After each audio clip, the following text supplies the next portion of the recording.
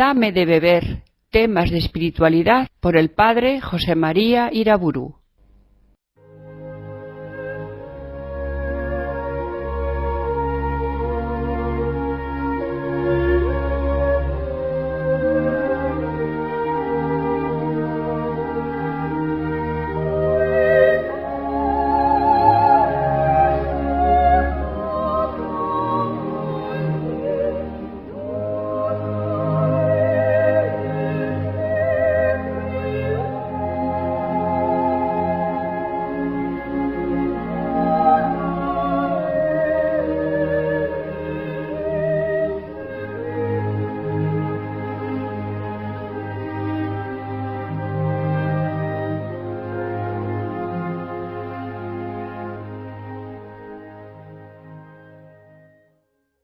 En el nombre del Padre, del Hijo y del Espíritu Santo.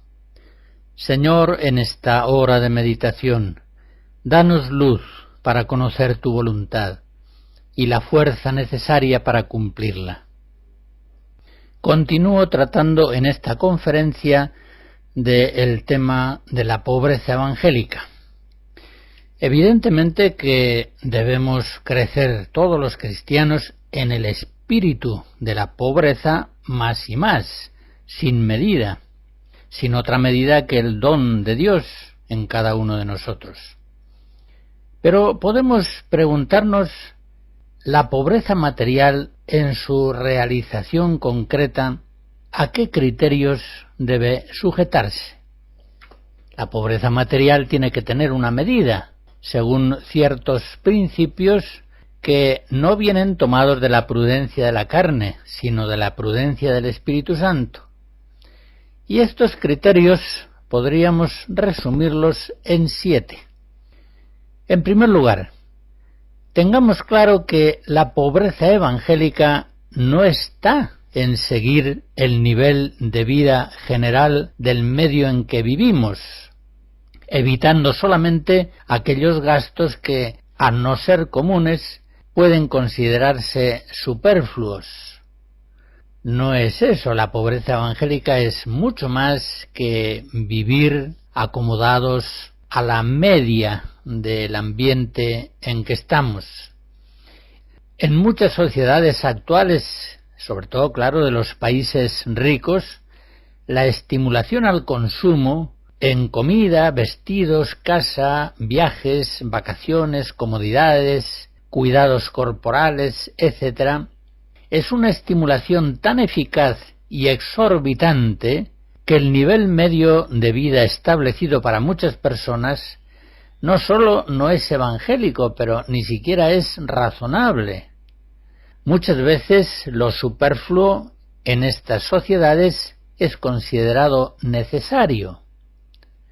Por tanto, el nivel medio de vida económica que nos rodea en forma alguna ha de determinar la medida de la pobreza cuando un cristiano quiere realmente seguir a Jesucristo por los caminos del Evangelio.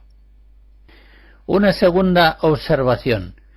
La pobreza evangélica implica no solamente carecer de lo superfluo, sino también a veces la privación de lo necesario. Recordemos el elogio que dedica Jesucristo a aquella pobre viuda que ha dado al tesoro del templo lo que a ella le hacía falta, todo lo que tenía para vivir. Marcos 12. Así han entendido los santos la pobreza cristiana, así la han vivido y eso es lo que han enseñado. San Bernardo, por ejemplo, exhorta al ideal de procurar a otros las cosas necesarias, padeciendo nosotros necesidad cuando sea preciso. Es cierto que la pobreza no lleva siempre a privarse de lo necesario, sería algo suicida, pero sí pertenece a la doctrina evangélica que a veces sí conviene, sí es preciso, por la caridad o por la obediencia, privarse incluso de lo necesario. Quiero decir con esto que una pobreza meramente razonable, una pobreza que limita solo a la posesión de lo necesario y evita solamente la posesión de lo superfluo, no participa a fondo de la pobreza de Cristo, pues el amor de Cristo da a la pobreza una fisonomía crucificada, una fisonomía loca, escandalosa. Nos hace pensar en aquellas palabras de 1 Corintios 2. La verdadera pobreza evangélica, por ejemplo, es aquella pobreza que en algunos momentos resulta dolorosa, como dice Santa Teresa de Jesús en una carta: «Oh, qué trabajos estos atamientos de nuestra pobreza». La pobreza evangélica implica a veces la carencia de lo necesario, y como señala Santa Teresa en sus Constituciones, en el número 7, cuando falte lo necesario, no se desconsuelen, que a eso han de venir determinadas. Esto es ser pobres, faltarles por ventura al tiempo de mayor necesidad. Y Santa Teresa del Niño Jesús, en sus manuscritos autobiográficos, enseña que la pobreza consiste no sólo en verse una privada de las cosas agradables, sino también de las indispensables. Se entiende en algunas ocasiones. La pobreza evangélica implica ante todo un despojamiento radical del espíritu de posesión. Sigue diciendo Santa Teresita: «Yo he renunciado a los bienes de la tierra por el voto de pobreza. No tengo, pues, el derecho de quejarme si me quitan una cosa que no me pertenece. Antes, al contrario, debería alegrarme cuando se me presenta la ocasión de ejercitar la pobreza». Y en una libreta de notas personales, Santa Bernardita dejó escrito: «La pobreza no debe ser solamente molesta, sino crucificante». Una tercera nota sobre la verdadera pobreza evangélica. La pobreza debe ser proporcionada al desarrollo espiritual de la persona, y ya sabemos que ese desarrollo se produce según el crecimiento en la caridad. Por tanto, si nuestro amor a Dios todavía es pequeño, pequeña será nuestra capacidad de pobreza, y la carencia de criaturas nos hará vivir más pendiente de ellas que si las tuviéramos en paz. En cambio, cuando amamos mucho al Señor, las cosas del mundo dejan de fascinarnos. Las amaremos ciertamente, pero con un corazón libre, y las tendremos solamente en la medida en que Dios lo quiera. El amor al Señor de todo corazón nos libra de la avidez de criaturas. Y lo mismo habría que decir en relación al amor al prójimo. Si amamos a nuestros hermanos poco, no sentiremos sus necesidades como propias, y necesitaremos muchas cosas para estar contentos. Nos autorizaremos a muchas posesiones, mientras que si amamos de verdad mucho a nuestros hermanos, especialmente a los más necesitados, tendremos aún más contento en dar que en poseer. Será una exigencia de nuestra caridad el ayuno ordenado a la limosna, consumir menos en nosotros para poder venir más en ayuda de nuestros hermanos. Vuelvo a enunciar este tercer principio. La pobreza, en su medida concreta material, debe proporcionarse a nuestra edad espiritual. Pensemos en una analogía obvia.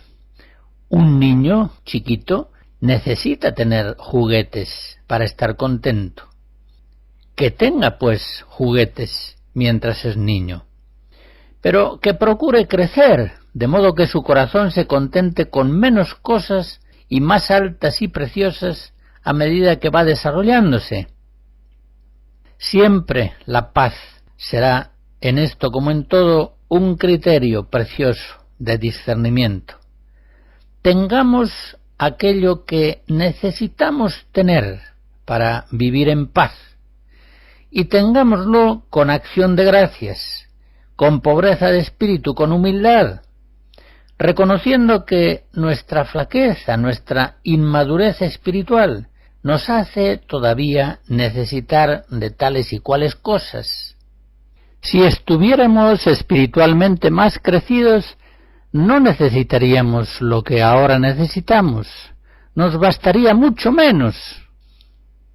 Pero esa misma humildad, unida al espíritu de pobreza, irá haciendo en nosotros que cada vez necesitemos menos la posesión de criaturas.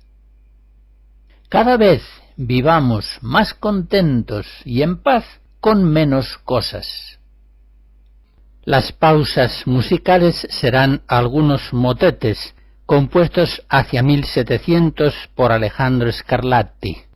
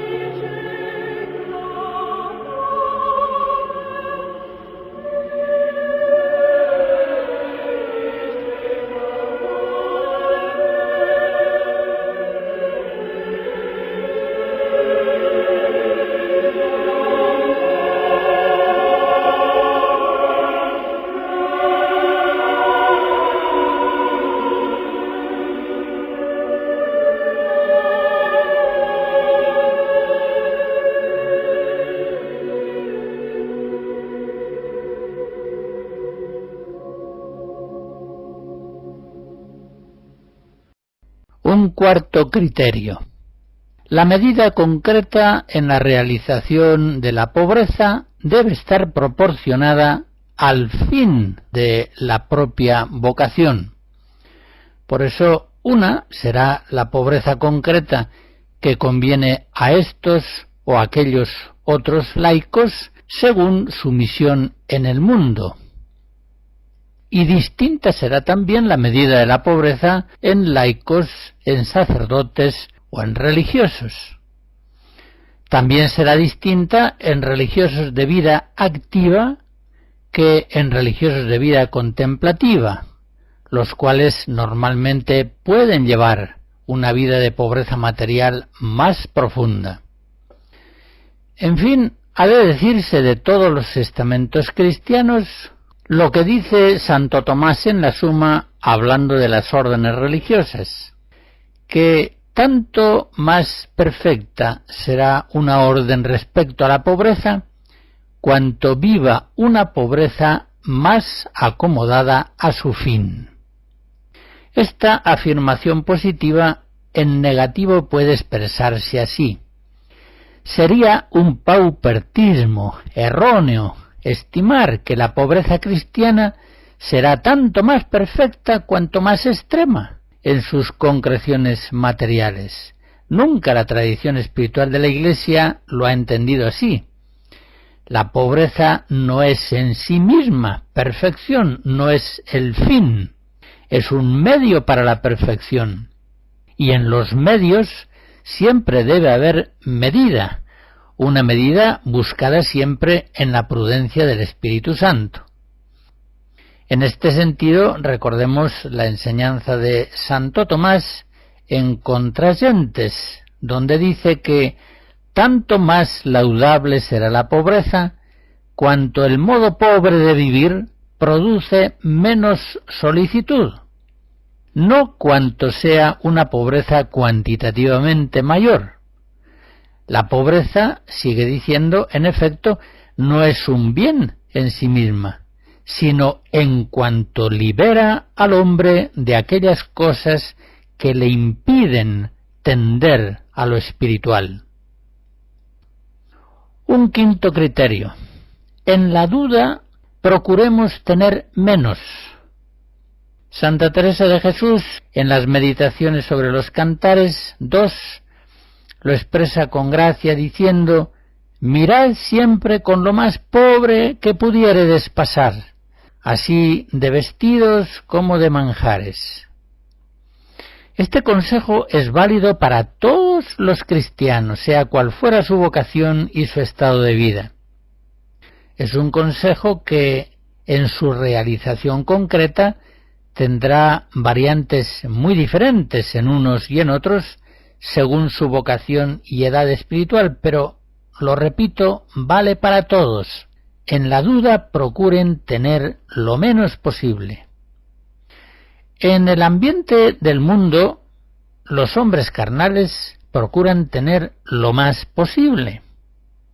Por el contrario, en el ambiente espiritual del reino, los cristianos, los hombres nuevos, espirituales, tienden a tener lo menos posible.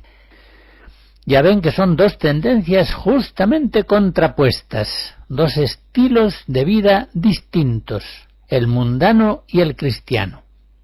Los mundanos quieren tener siempre más, los cristianos tienden a tener lo menos posible. Repito la norma, en la duda procurar tener menos. En este sentido, todo impulso adquisitivo debe ser frenado, ha de ser moderado por la prudencia y por el espíritu de la pobreza.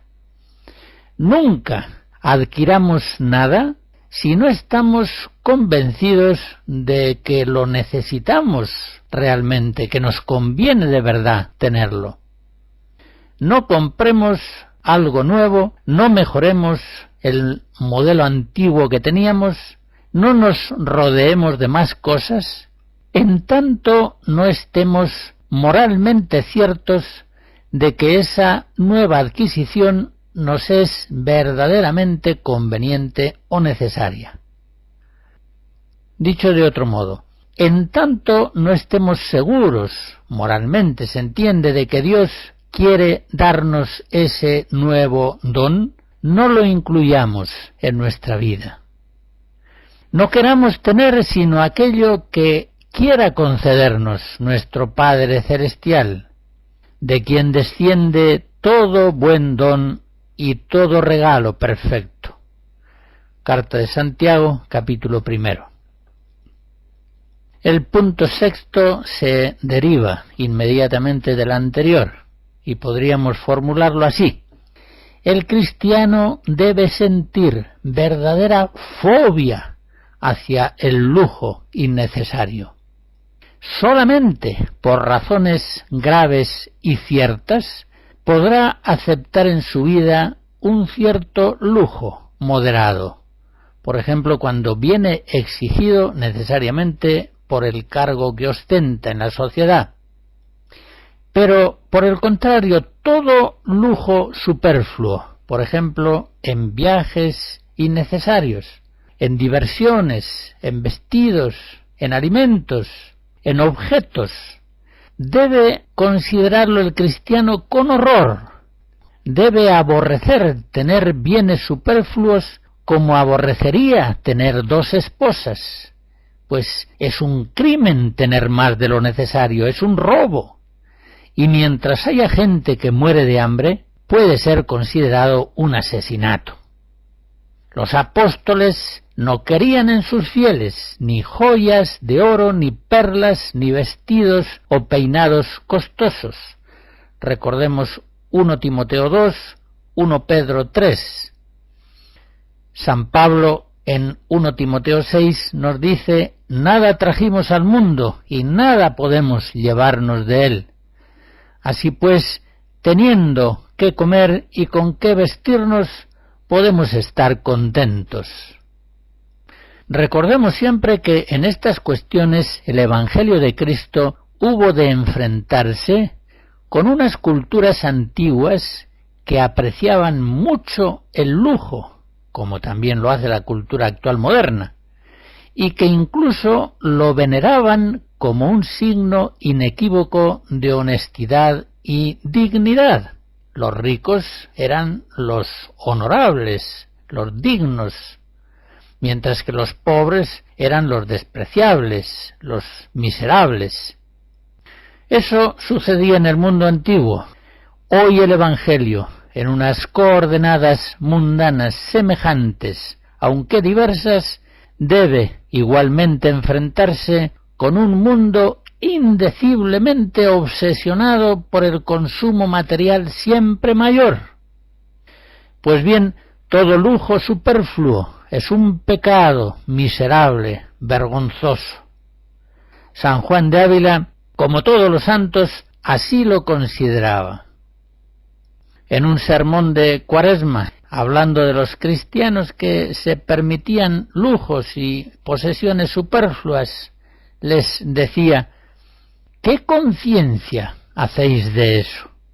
Ya me ha acontecido a mí no dar la absolución a una buena mujer, honesta y casada, pero por tener muchas sayas y locuras, decirle yo: anda a otro confesor, que mi ego te absolvo, no lo llevarás. Como vemos, San Juan de Ávila llegaba a negar la absolución a una mujer piadosa y honesta que sin embargo se concedía lujos superfluos injustificables. Vuelvo a formular este criterio sexto. Los cristianos debemos tener aversión, horror profundo hacia las riquezas, hacia la posesión de bienes superfluos. Debemos considerarlo como un robo, como algo que nos está matando, como algo que está matando también a nuestros hermanos, como algo que está cortando en nosotros las alas que nos permiten volar en el amor a Dios y en el amor al prójimo. Un séptimo punto. Tengamos siempre en cuenta que la pobreza es una gracia de Dios y que por tanto no debemos decidir nosotros su medida concreta material según nuestro criterio y voluntad, sino que debemos determinar el grado de pobreza material que vivimos considerando cuál sea la voluntad de Dios sobre nosotros, cuál sea el don de Dios, la pobreza que Él quiere darnos vivir. Hemos de vivir aquella pobreza concreta que Dios nos quiera conceder, ni mayor, ni menor, ni en otra modalidad distinta. Eso sí, hemos de pedir a Dios la gracia de poder vivir en mayor pobreza. Santa Teresa de Jesús así se lo pedía al Señor. Ella, al querer fundar monasterios sin renta, se veía con tantas dificultades e impedimentos que en una ocasión no hallaba por dónde caminar el camino de la pobreza. Y en el capítulo 35 de la vida lo refiere así: entornando a la oración y mirando a Cristo en la cruz tan pobre y desnudo, no podía yo poner a paciencia ser rica. Le suplicaba con lágrimas lo ordenase de manera que yo me viese pobre como Él. Una vez más, es la oración de petición la proa de nuestro barco. Aquello que pidiendo y recibiendo la gracia de Dios tiene que ir llevándonos cada vez más adentro por los caminos luminosos y sagrados de la pobreza evangélica.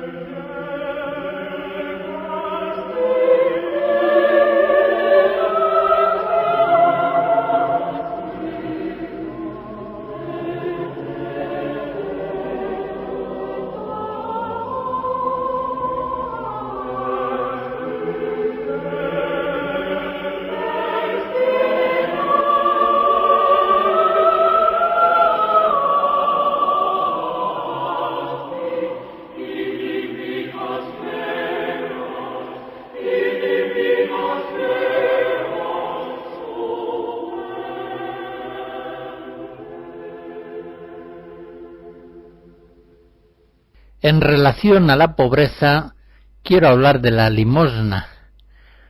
Hoy, felizmente, se insiste en la justicia social, pero esta insistencia no debe llevar implícito un menosprecio por la limosna. Demos a esta el nombre que sea. Yo usaré el término limosna por ser un término bíblico tantas veces usado por Jesús en el Evangelio. No podemos reducir la caridad a la justicia. Son virtudes distintas que se exigen mutuamente, por supuesto, pero son distintas. Nosotros damos al prójimo en justicia lo que es suyo. En cambio, cuando le damos en caridad, le estamos dando de lo que es nuestro. Es, por tanto, un grave error reducir la caridad a la justicia. Bien sabemos por la experiencia presente y la que nos da la historia que no puede haber justicia si no es en un espíritu de caridad. No se cumple la justicia si no hay caridad.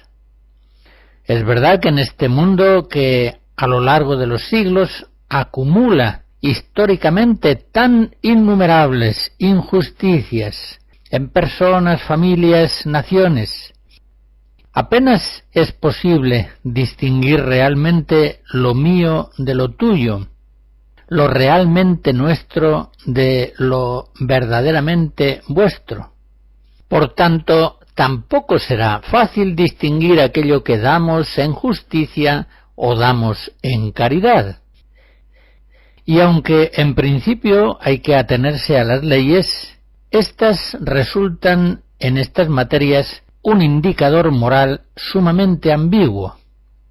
Pero, en fin, sea en justicia o sea en caridad, sean posesiones honestas o sean, como se dice en Lucas 16, riquezas injustas, el caso es que los hijos de Dios, si quieren asemejarse al Padre y a su Hijo Jesucristo, deben dejarse mover por el Espíritu Santo, el Espíritu Divino del amor, y deben dar generosamente a los necesitados, aunque no alcancen a distinguir bien en cada caso si se trata de una restitución en justicia o más bien de una limosna hecha en caridad. Como nos dice Jesús, siempre habrá pobres, siempre habrá necesitados entre nosotros. Y es que, así como siempre habrá hombres que por sus méritos o injustamente tengan más de lo que necesitan, siempre habrá también otros hombres que, sea por su culpa o como víctimas de culpas ajenas, carezcan de lo necesario. Pues bien, aquellos que tienen de más deben acudir en ayuda de estos que están necesitados. Es algo que viene requerido por la justicia y aún más apremiado por el amor. La Biblia insiste mucho en el gran valor de la limosna. En el Antiguo Testamento tiene la limosna una gran importancia. Si son pobres aquellos que no alcanzan el nivel económico medio de su pueblo, bien puede decirse aquella frase de Jesús que viene ya expresada en Deuteronomio 15. Nunca dejará de haber pobres en la tierra. Por eso, dice Yahvé, yo te doy este mandato: abrirás tu mano a tu hermano, al necesitado y al pobre de tu tierra. Efectivamente, dar al pobre es una ofrenda cultual que tiene premio eterno. Pues, como se dice en el libro de los Proverbios 19, a Yahvé presta quien da al pobre, y él le dará su recompensa. Por otra parte, es muy frecuente en la Sagrada Escritura la enseñanza de que la limosna expía los pecados, es decir, purifica el corazón, reconcilia con Dios. Y en el Nuevo Testamento, en la plenitud de la revelación, también Jesús habla de la tríada sagrada: limosna, oración y ayuno. Y lo hace nada menos que en el Sermón del Monte, Mateo 6. Allá nos dice que el Padre premiará al que da humildemente, sin que la izquierda sepa lo que da la derecha.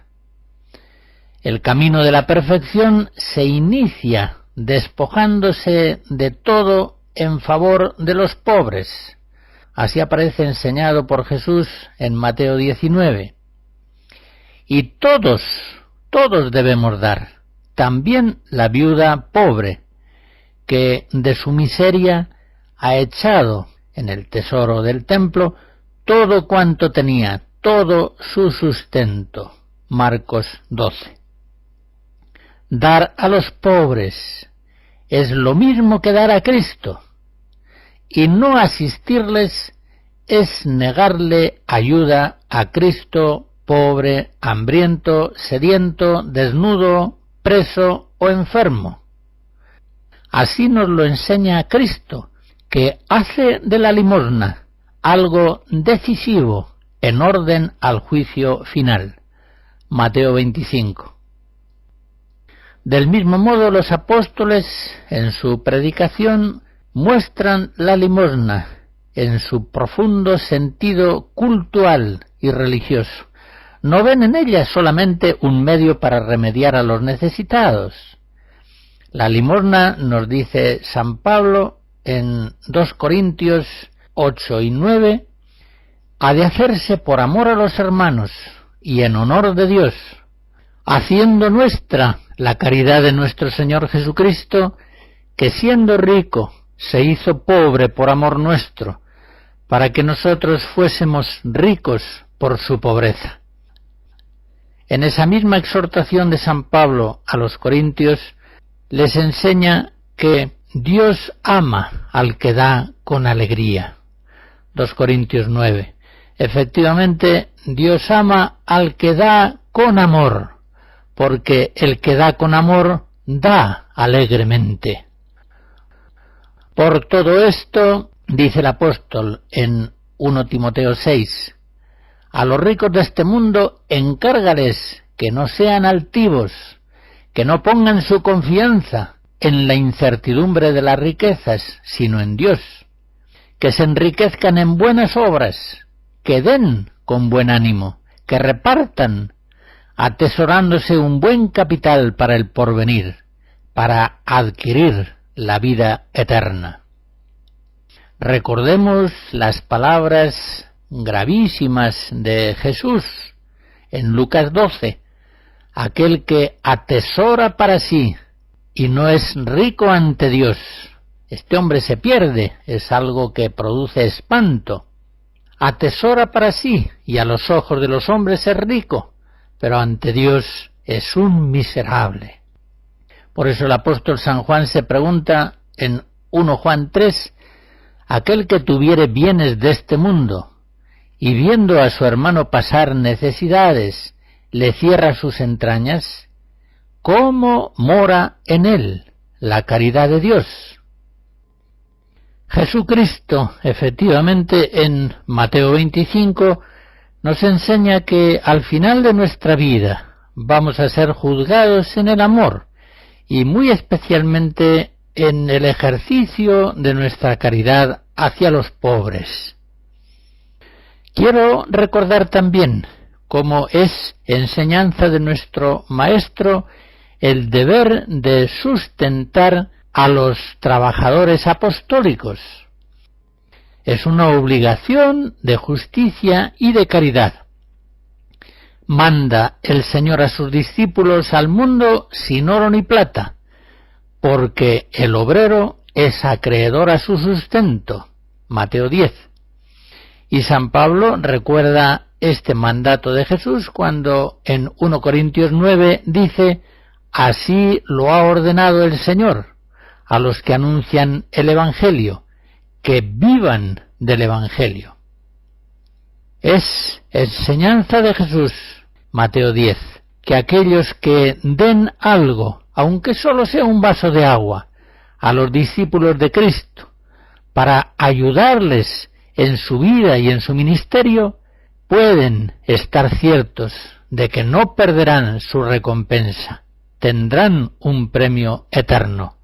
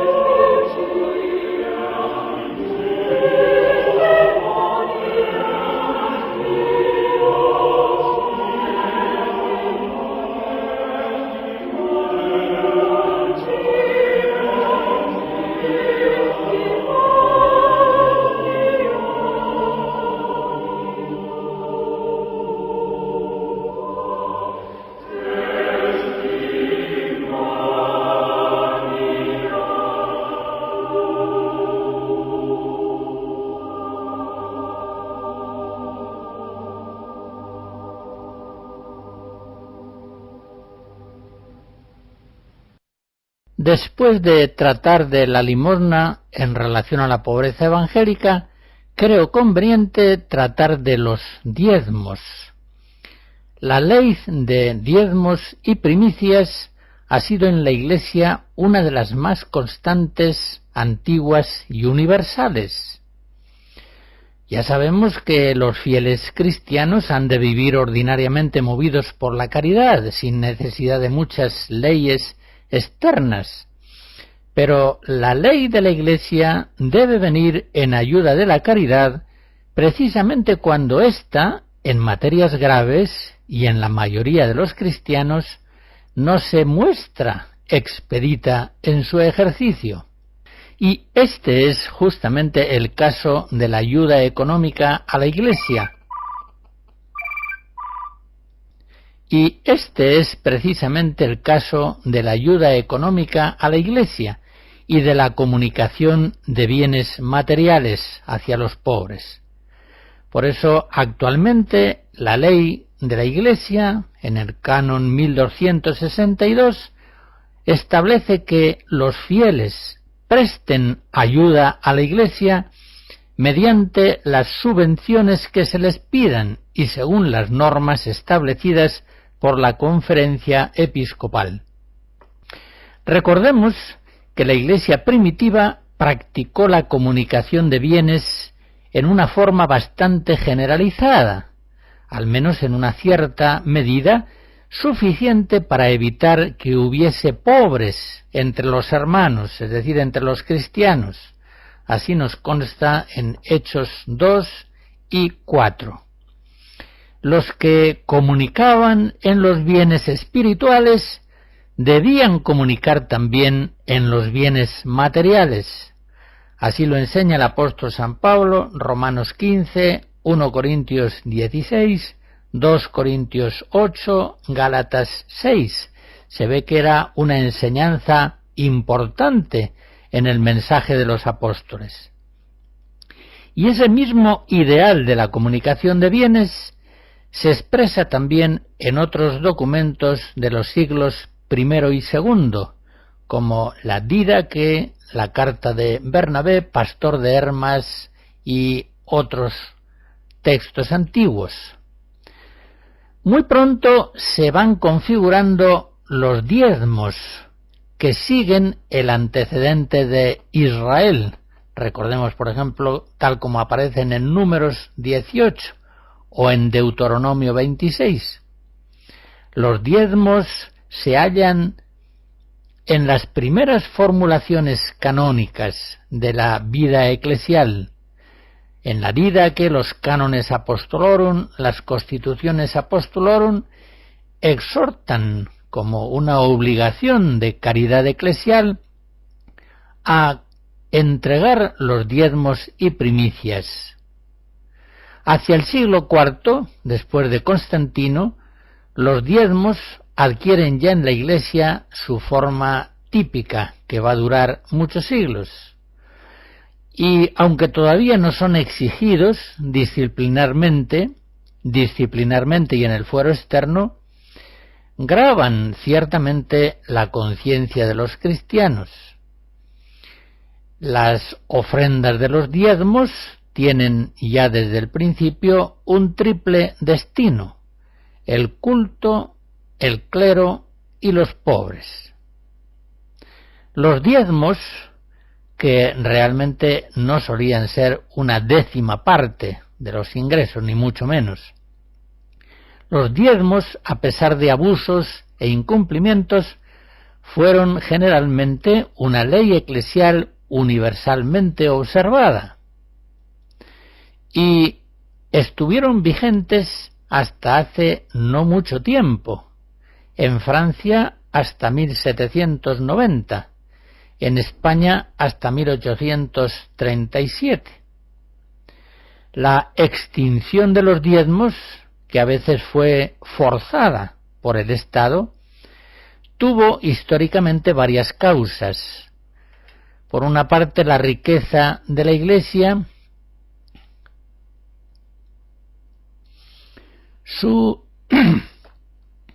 la extinción de los diezmos a veces fue forzada por el Estado y tuvo históricamente varias causas. Por una parte, el Estado moderno asumió muchas funciones educativas y benéficas que antes habían sido desempeñadas por la Iglesia, pero también influye la hostilidad hacia el clero y en general el debilitamiento de la vida cristiana.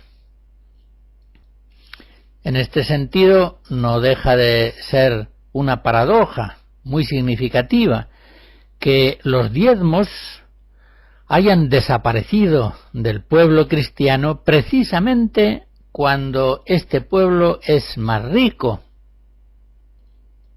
En tiempos de mayor pobreza, los diezmos estaban vigentes, y ahora, cuando la providencia de Dios ha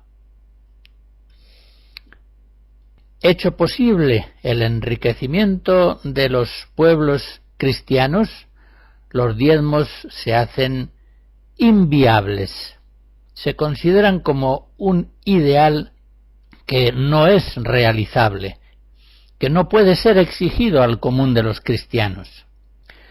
Vuelvo a decirlo porque realmente resulta escandaloso. Cuando los países cristianos se enriquecieron, entonces juzgaron imposible la práctica de los diezmos. Parece, pues, sumamente conveniente que, de modo individual o en asociaciones apropiadas, hoy los cristianos se obliguen en conciencia a unos diezmos proporcionados a sus posibilidades. La experiencia nos muestra que cuando las limosnas quedan abandonadas al eventual impulso de la caridad, incluso en los buenos cristianos suelen ser limosnas muy pequeñas, esporádicas, casi ridículas. Por eso digo que conviene obligarse a los diezmos en forma individual o en forma asociada, por ejemplo, en los movimientos laicales.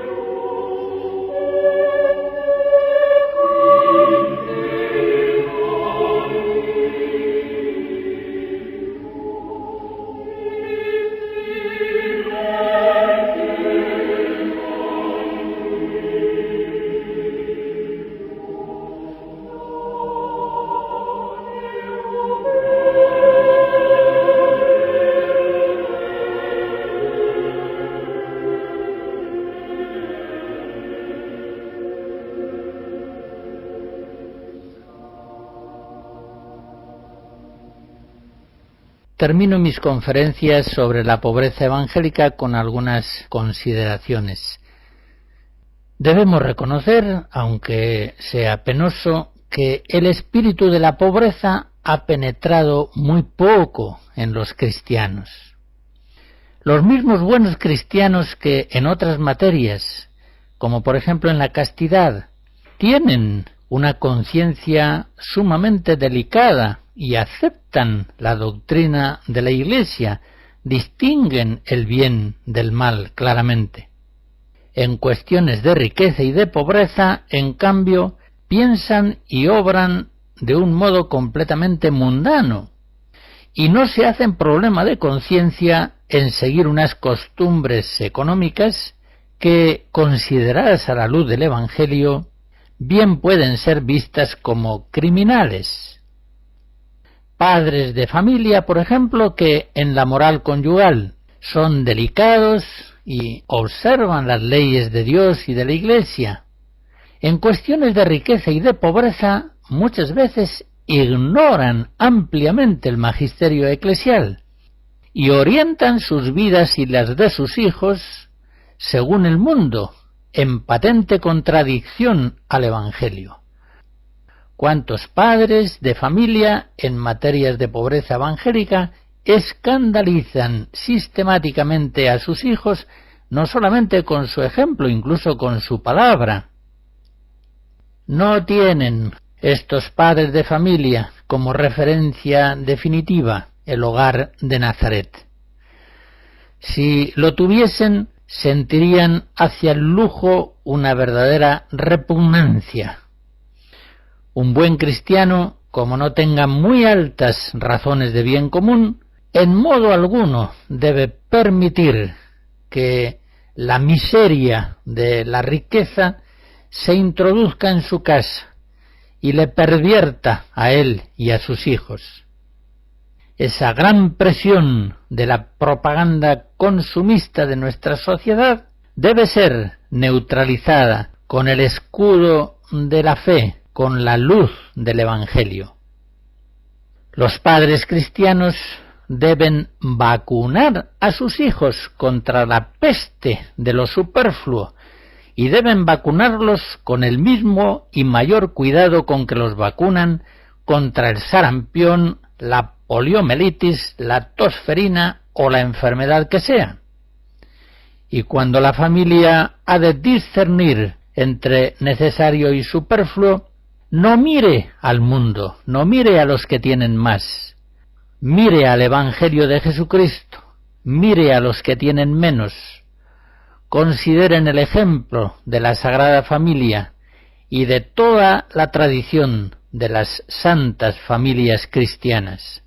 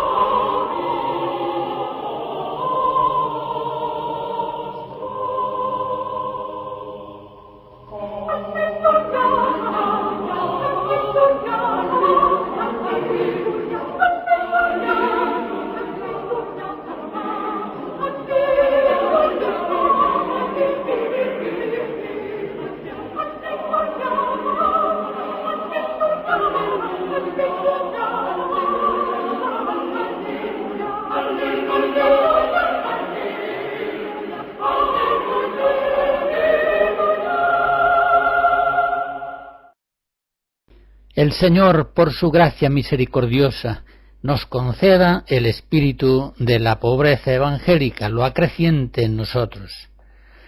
Aquel cristiano que abusa en su consumo del mundo visible, televisión, cine, deportes, viajes, diversiones, vídeos, comidas caprichosas, revistas, lecturas superfluas, acabará mundanizado, es decir, descristianizado.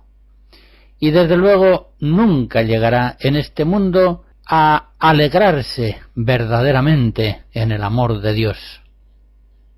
Repito aquello que decía San Juan de la Cruz: cuanto más se gozare el alma en otra cosa que en Dios, tanto menos fuertemente se empleará su gozo en Dios. Esto es así, nos lo muestra la experiencia. La bendición de Dios Todopoderoso, Padre, Hijo y Espíritu Santo, descienda sobre ustedes y les guarde siempre. Amén.